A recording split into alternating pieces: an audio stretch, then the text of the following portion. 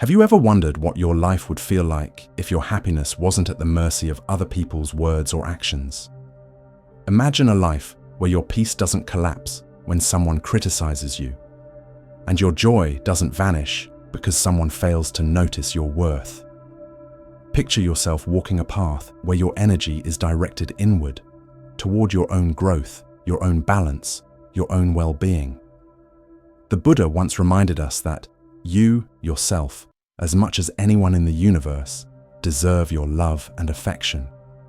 True peace does not arrive from the noise of the outside world. It begins quietly, within. Welcome, my friend.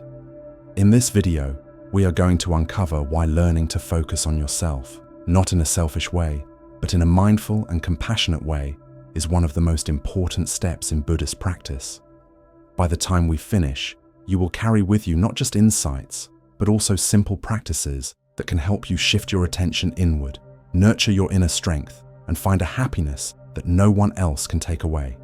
You see, when our energy is scattered chasing what others think, comparing ourselves endlessly, or living to please, we lose the very center of our being. But when we redirect that same energy towards self-awareness, self-compassion, and mindful living, something profound happens. We begin to feel whole. That is when growth becomes natural and happiness flows without effort. Buddhism teaches us that the mind is like a garden. If you keep pulling at the weeds in other people's fields, your own soil remains uncultivated. But when you tend to your own inner garden, with patience, kindness, and presence, you will see flowers bloom where there was once only emptiness. So, stay with me. Together, we'll explore simple but powerful Buddhist practices that help you draw attention back to your own life, your own journey. Think of this as an invitation to turn inward, to rediscover the strength you already carry, and to let that strength transform the way you live. Here's where we begin. Ask yourself 3 questions, quietly and honestly. 1. What is truly mine to do in this life? 2. Am I living in alignment with that? 3. If not, how can I begin, today, to walk that path? This is not about running away from the world. It's about gently returning to your own business, to what is essential for your soul. At first, it may feel difficult because we are trained to measure ourselves against others. But with steady practice, your focus shifts. You will notice your attention moving away from distractions and back toward your own heart. And here is the secret. Focusing becomes effortless once your purpose is clear. Just as a river naturally flows toward the sea, your mind naturally flows toward what resonates deeply within you, whether it's love for your children, compassion for others, care for animals, or service to the earth. When you align with something that feels sacred, focus is no longer a struggle. It becomes who you are. Now, let's take the first step on this journey. Lesson 1. Meeting yourself. Before we can talk about happiness, fulfillment, or even growth, there's a question that many of us never pause to ask. Do I truly know myself? Not the version of me that others see, not the image I try to present to the world, but the real me, my strengths, my shadows, my deepest longings. The Buddha taught that without self-awareness, we live like travelers lost in a forest with no map. We may keep moving, but we do not know where we are going. Self-awareness is that map. It is the first step in focusing inward instead of being pulled endlessly outward by the noise of other people's opinions. When we take time to become acquainted with ourselves, something extraordinary happens. We gain the ability to live in alignment. Our goals stop being borrowed from society, and they begin to arise from our own values. Our decisions stop being random reactions, and they start becoming deliberate choices that move us toward what really matters. In Buddhism, self-awareness is not an abstract idea. It is a living practice. Through meditation and mindfulness, we sit quietly with the mind and learn to watch it. At first, we see only chaos, thoughts rushing in, emotions bubbling up, desires pulling in every direction. But with patience, we begin to notice patterns. We begin to see what drives us, what scares us, and what truly brings us joy. In this gentle observation, we catch glimpses of our true nature. Think of journaling as placing a mirror before your inner world.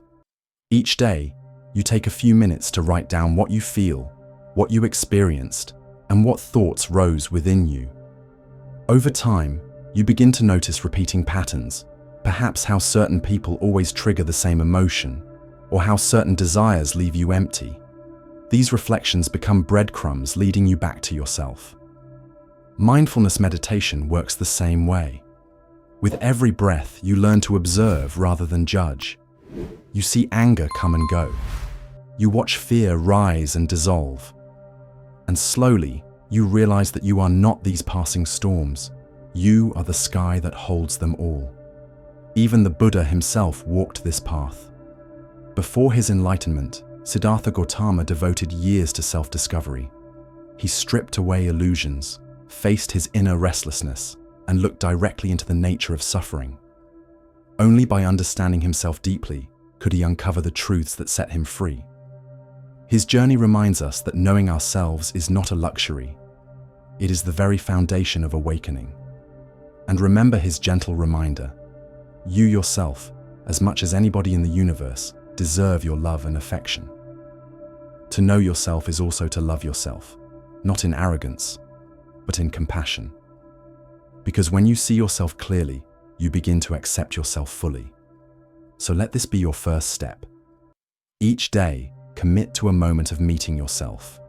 Write, breathe, watch, learn. The more familiar you become with your own heart, the more clarity and purpose will flow into your life. And from that clarity, you'll find the kind of peace that no one else can give you and no one else can take away. Lesson 2. The power of clear intention. Life pulls us in countless directions. Family expectations, societal pressures, and the endless comparisons we make with others can leave us chasing goals that don't even belong to us. But pause for a moment and ask, what do I truly want? Clarity is power. When you know what truly matters to you, not to your parents, not to society, not to anyone else, you begin to live with direction. Your energy stops scattering in every direction, and instead it flows like a river toward a single sea. That flow is where fulfillment lives. In Buddhism, this clarity is rooted in the Eightfold Path. Two aspects stand out as guides: right intention and right effort. Right intention means your goals are born from values that uplift you and others. Not from greed, not from fear, not from comparison. Right effort means you commit to walking that path consistently, even when obstacles rise. Together, they form a compass that keeps your life aligned with purpose. Think of it this way. If you don't know where you're going, every distraction looks like an opportunity. But when your intention is clear, distractions lose their power. You stop being pulled by the tides of opinion, and you begin steering your own ship. Practical exercises can help anchor this focus. Start with setting clear goals, but don't let them remain vague wishes. If you say, "I want to be healthier," that dream drifts in the clouds. But if you say, "I will walk for 30 minutes every morning for the next 90 days," your dream takes root in the earth. Specific, measurable steps transform desire into a living practice. Another practice is visualization. Each day, close your eyes for a moment and picture yourself walking the path you've chosen. See the obstacles, feel yourself overcoming them, and imagine the calm satisfaction of reaching your goal. Visualization isn't fantasy. It's training the mind to recognize your path so clearly that when challenges appear, your heart doesn't waver. The story of Siddhartha Gautama, who became the Buddha, is the perfect example of this. Born into comfort and wealth, he had everything that society told him should bring happiness. Yet he was restless, unsatisfied. He wanted something deeper, a freedom beyond luxury. With clear intention, he renounced the palace walls and faced hardship, temptation, and doubt. But his focus never wavered. Step by step, through meditation and self-discipline, he walked toward enlightenment. His life reminds us, when your goal is true, persistence transforms it into reality. The Buddha once said, "What you think, you become. What you feel, you attract. What you imagine, you create." These words remind us that our inner focus is not a small thing. It shapes the very reality we live in. So let me leave you with this. Choose clarity. Define what truly matters to you, not what others expect of you. Commit to it with patience and right effort, and watch how the world around you begins to shift, aligning with the strength of your intention. Lesson 3. Creating your self-care path. If you want your mind to stay calm and your spirit to feel steady, you cannot neglect the vessel that carries them both, your body and your daily life. A tree does not grow tall without roots, and in the same way, your personal growth cannot flourish without self-care as its foundation. Self-care isn't luxury, it's wisdom. It is a commitment to nurturing your physical, emotional, and spiritual well-being. And in Buddhist philosophy, this care for oneself is deeply connected to the middle way, the path of balance between indulgence and deprivation. The Buddha himself discovered this truth through experience. For years, Siddhartha Gautama practiced extreme asceticism, starving himself, denying the body, pushing beyond its limits. But this only weakened him. Then he realized, neither endless indulgence nor harsh denial leads to awakening. True freedom comes through balance. This realization became the middle way, a path where caring for yourself is not selfish, but sacred. Think of self-care as a form of compassion directed inward.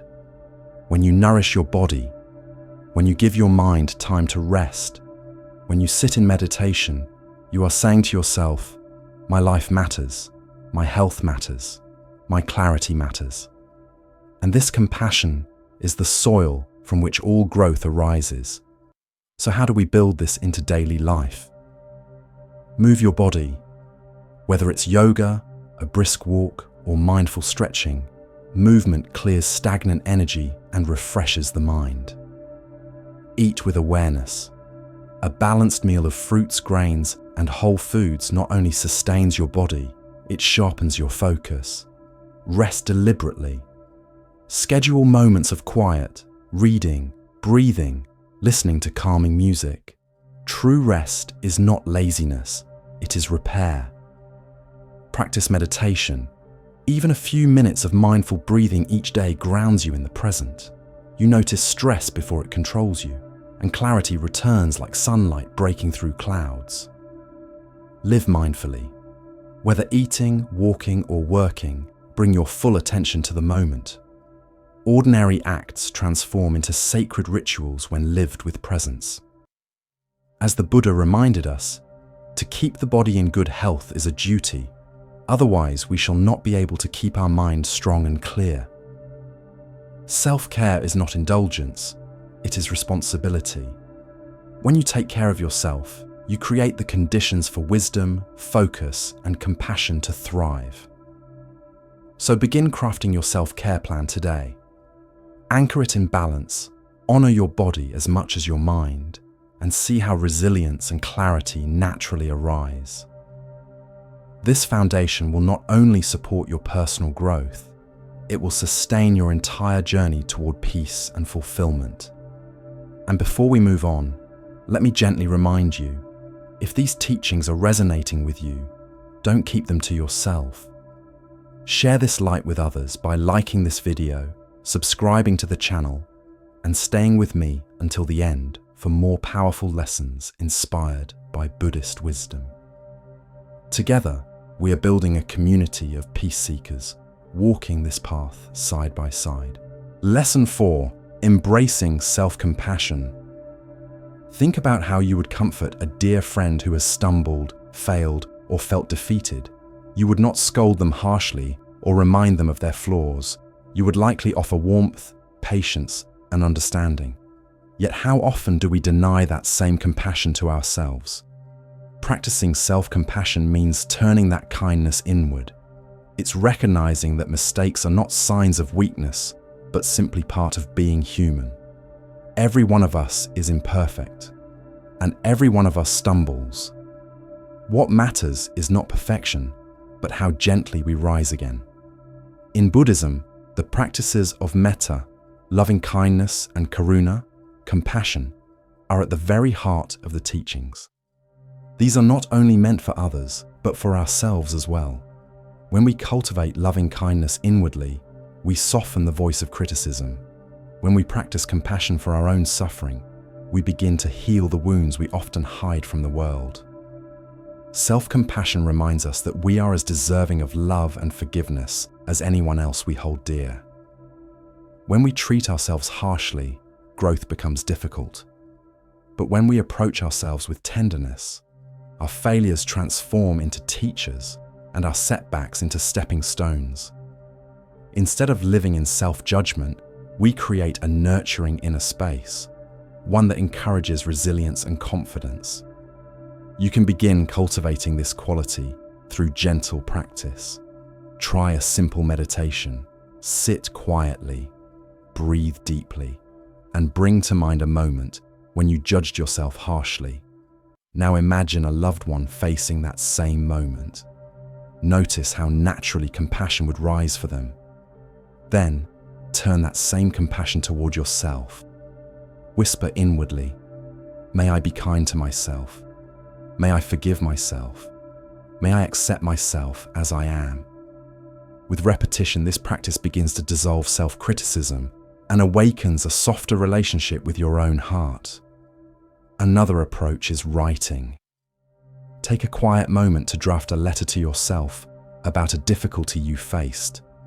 Write with the tenderness you would use for a close friend, acknowledging the pain, affirming your worth, and offering encouragement. The words you place on paper become reminders that you too are worthy of grace. Even the Buddha himself discovered the necessity of self-compassion. Before his enlightenment, Siddhartha practiced severe self-denial, punishing his body in search of truth. But in that exhaustion, he realized that cruelty toward himself was not the path. He chose instead to nourish both body and mind, embracing balance through the middle way. That act of compassion toward himself gave him the clarity and strength needed to awaken fully. The Buddha taught, "You can search the entire universe for someone who is more deserving of your love and affection than you are yourself, and that person is not to be found anywhere." These words echo across centuries, reminding us that to love ourselves is not vanity, it is wisdom. When you practice self-compassion, you stop being your own enemy and become your own ally. Each act of kindness toward yourself builds resilience, strengthens your inner peace, and paves the way for transformation. Cherish yourself with the same care you so freely give to others, and you will uncover a deeper well of happiness and fulfillment within. Lesson 5. Doing what brings you joy. Life feels lighter, brighter, and more meaningful when we make space for the things that truly awaken joy within us. When you engage in activities you love, whether it's painting, writing, walking in nature, or simply listening to music, you reconnect with your passions. These moments don't just pass the time, they enrich your soul. They reduce stress, open the door to creativity, and give you a renewed sense of purpose. In doing what you love, you align your life with your authentic self, and that alignment creates lasting fulfillment. Buddhism reminds us of this truth through the Eightfold Path, especially in the principles of right livelihood and right action. Right livelihood means choosing work that is ethical and uplifting, not harmful or rooted in greed. Right action means living in a way that is consistent with your values, bringing benefit to yourself and others. When we weave joy into our daily lives, through the work we do and the actions we take, we embody these principles. This balance of joy and integrity nurtures both the spirit and the heart. Doing what you love is not just about pleasure, it is about resilience. These activities give your mind room to rest and your emotions space to heal. They become anchors in stormy times, offering clarity when life feels overwhelming. By dedicating even small pockets of time to your passions, you strengthen your mental and emotional health, and you remind yourself of what makes life worth living. You might begin with something as simple as making a list. Reflect on the activities that truly make your heart come alive. It could be cooking, gardening, or even sitting quietly with a book. Once you have that list, commit to giving those passions time each week. Even a few minutes of something you love can shift the energy of your entire day. Equally important is play. Too often, we fill our lives only with obligations, forgetting that laughter, fun, and moments of rest are essential for balance. Create space in your routine for activities that delight you. Step outside into nature, lose yourself in a story, or set aside an evening for a hobby. These moments of joy are not wasted time. They are nourishment for the spirit. The Buddha himself emphasized that joy is not separate from the spiritual path, it is part of it. After his enlightenment, he reminded his disciples that a balanced life must include contentment and happiness. Joy is not the opposite of discipline, it is the fuel that sustains it. Without joy, the path becomes heavy. With it, the path becomes light. He once said, "Just as a candle cannot burn without fire, a person cannot live without a spiritual life." This fire within us is fed by activities that connect us to meaning, to creativity, and to purpose. When you engage in what you love, you are not only caring for yourself, you are nurturing your spirit. So remember this: making time for the things you love is not selfish. It is an act of alignment, a way of bringing harmony into your life. When you honor your passions, you live authentically, joyfully, and in balance. Let joy be your guide, and you will discover that happiness is not something to chase. It is something you create through the very choices you make. Lesson 6: freeing yourself from the trap of comparisons. Comparing ourselves to others is one of the quietest ways we rob ourselves of peace. Think about how often it happens. You scroll through social media, see someone celebrating success, and suddenly your own achievements seem small. Or you notice someone further along in their career, or living what appears to be a happier life, and you immediately feel that something is missing in yours. In these moments, your joy doesn't leave because of what you lack, but because you measured your worth against someone else's journey. This is the great trap of comparison. It convinces us that we are behind, inadequate, or unworthy, even when we are walking exactly the path meant for us. The problem with comparison is that it never ends. No matter how much you achieve, there will always be someone with more wealth, more wisdom, more talent, or more beauty. When you measure your happiness against others, you become stuck in an endless cycle of dissatisfaction. What once felt like progress suddenly feels insufficient, and your life begins to lose its color. Instead of celebrating your own unique path, you live in the shadow of someone else's. Buddhism offers a gentle but profound antidote to this suffering. The teaching of non-attachment reminds us to release the urge to compare and compete, for clinging to these illusions only brings discontent. The practice of equanimity, known as upekkha, teaches us to remain steady and balanced, not swayed by pride when we think we are ahead or despair when we feel we are behind. These principles help us see clearly that our value is not determined by where we stand in relation to others, but by how fully we walk our own path. The Buddha often compared life to a lotus pond. Each flower grows from the same muddy water, yet each blooms in its own time and in its own way. Some blossoms are large and radiant, others smaller and more delicate, but all are equally beautiful. To compare one lotus with another is to miss the simple truth that each was meant to bloom exactly as it is.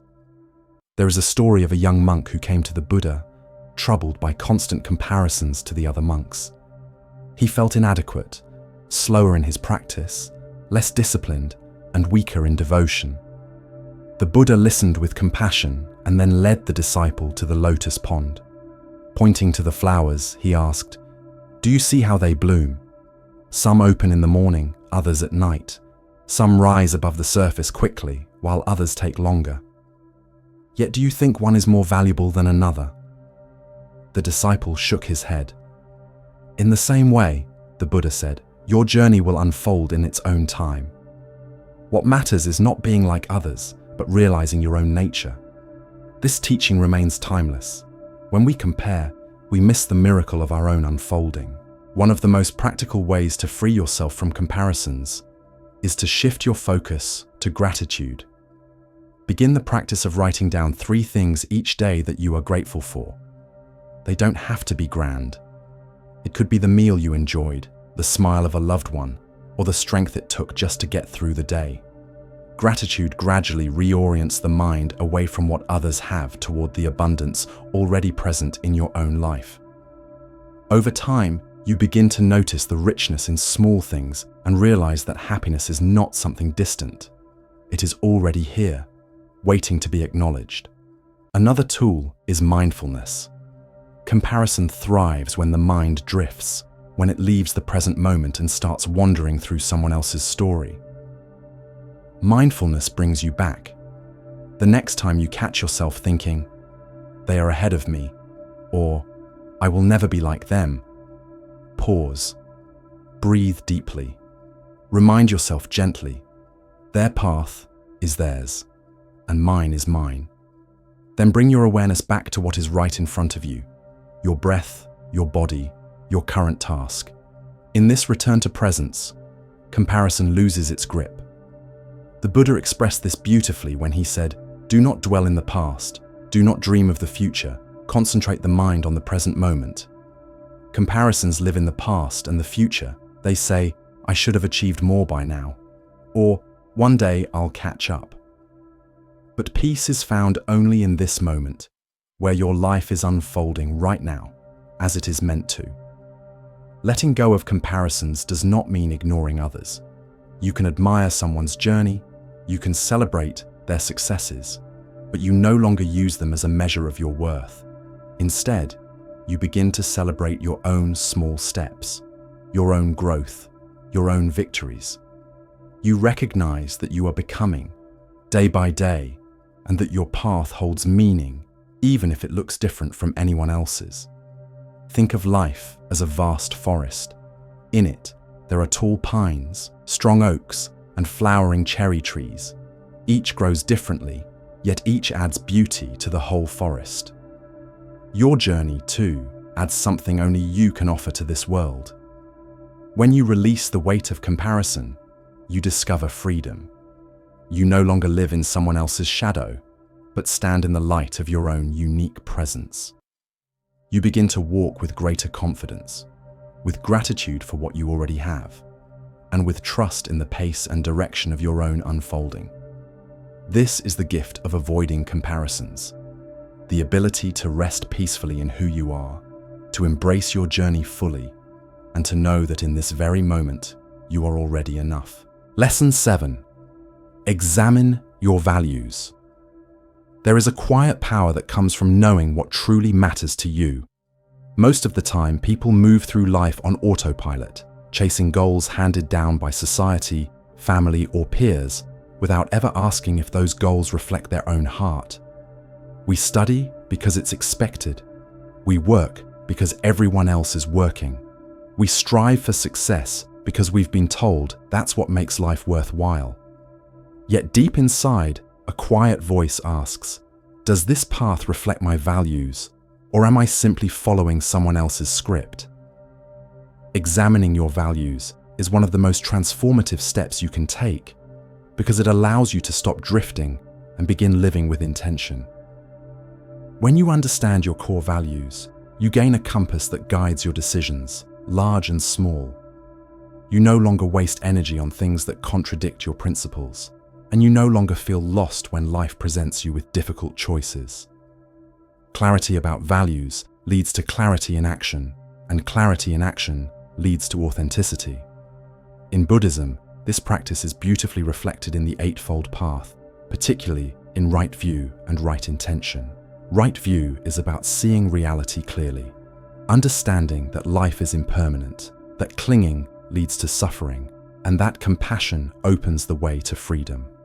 Right intention means shaping your goals and desires around these truths, aligning your heart with ethics, kindness, and wisdom. When your values are rooted in these principles, you begin to live in harmony with life itself.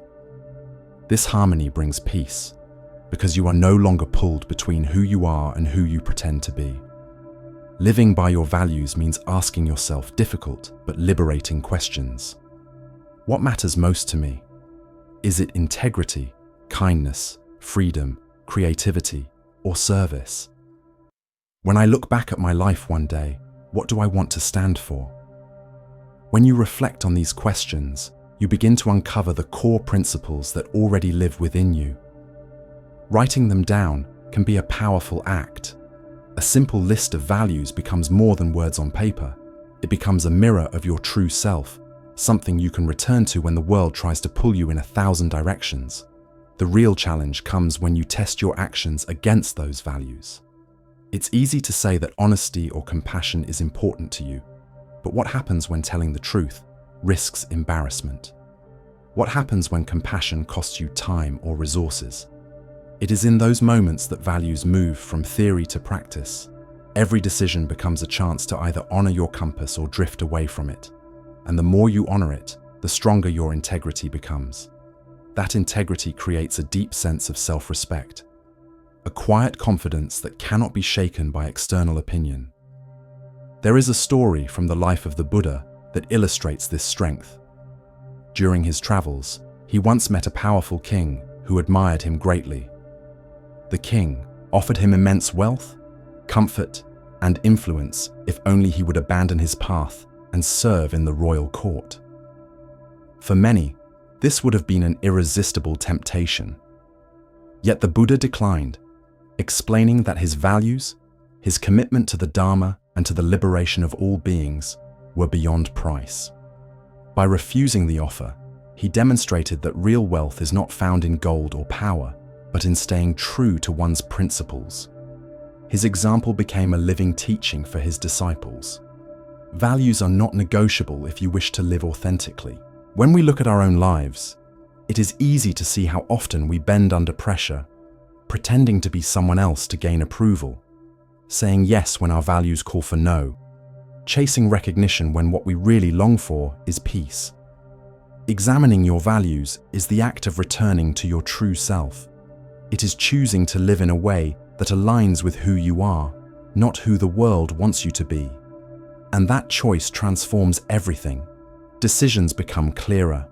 Relationships become more honest. Your daily actions begin to feel purposeful, even in small ways.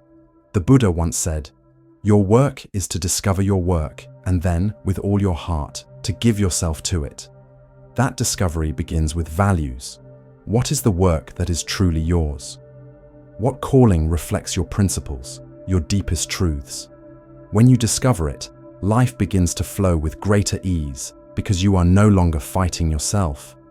You are no longer torn between inner truth and outer action. So take time to reflect.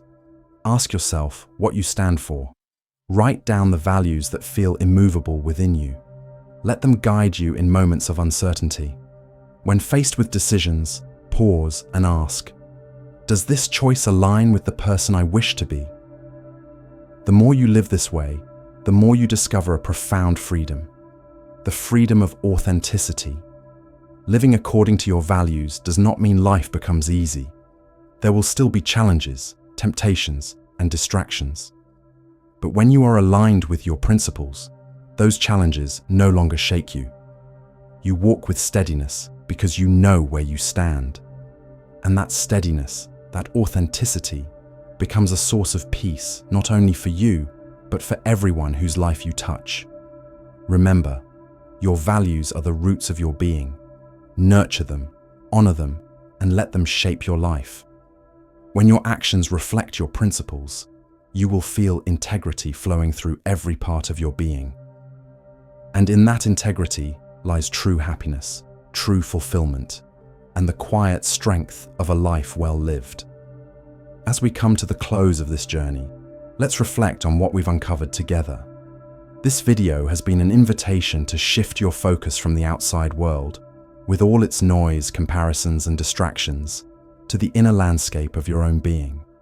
Along the way, we have explored what it means to truly know yourself, to set intentions that reflect your heart, to care for your body and mind, to offer compassion to yourself, to make time for what brings you joy, to release the burden of comparisons, and to live by the values that give your life direction. Each of these lessons is powerful on its own, but together they form a holistic path toward authenticity and peace. Buddhist wisdom has always pointed us toward this inner journey. Teachings such as mindfulness, non-attachment, right intention, and loving kindness remind us that the search for happiness outside ourselves will never bring lasting fulfillment. The world will always change. Praise will turn to criticism, gain will turn to loss, joy will turn to sorrow. But within you lies a place untouched by these fluctuations, a place of stillness and clarity. By turning inward, you begin to access that source, and from it flows resilience, wisdom, and compassion. When you make this shift, everything begins to change. You notice yourself becoming more present, less reactive, less caught in the endless pull of comparison. Stress begins to loosen its grip because you are no longer chasing after someone else's life. You are living your own. Your health improves, not just physically, but mentally and emotionally, because you are no longer draining yourself by trying to meet the world's impossible expectations. And slowly, you begin to feel a deeper purpose emerging, one that is not given to you by others, but discovered within yourself. The Buddha once told the story of the lotus flower. Though it grows in muddy water, it rises above the surface to bloom with pure beauty. Its petals are untouched by the mud that surrounds it. In the same way, you too can bloom despite the chaos of the world. You don't need perfect circumstances to find peace. You don't need everyone's approval to feel worthy. By cultivating your inner world through reflection, mindfulness, self-care, gratitude, and compassion, you can live with clarity and contentment, no matter the conditions outside. And remember his words, peace comes from within. Do not seek it without. This is not just a poetic phrase, it is a profound truth. The peace you've been searching for has never been hiding in the approval of others, in their validation, or in material success. It has been waiting quietly within you, in the space of your own awareness.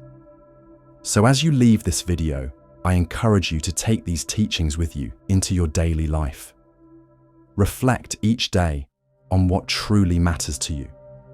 Sit in mindfulness, even if just for a few breaths, and let yourself be present. Care for your body as a temple and nourish your mind with compassion. Celebrate your small victories, honor your values, and release the urge to compare. With every mindful step, you will feel your life aligning more closely with who you really are.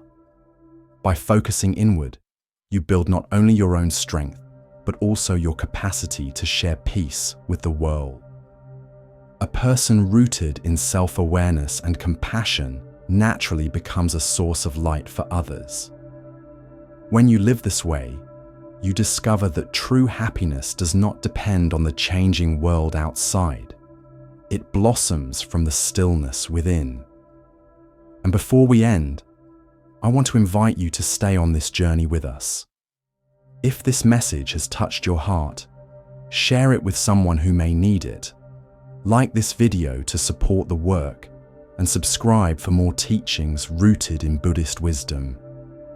Together, step by step, we can continue walking this path toward peace, purpose, and awakening. Remember, the greatest discovery you will ever make is that happiness has been within you all along.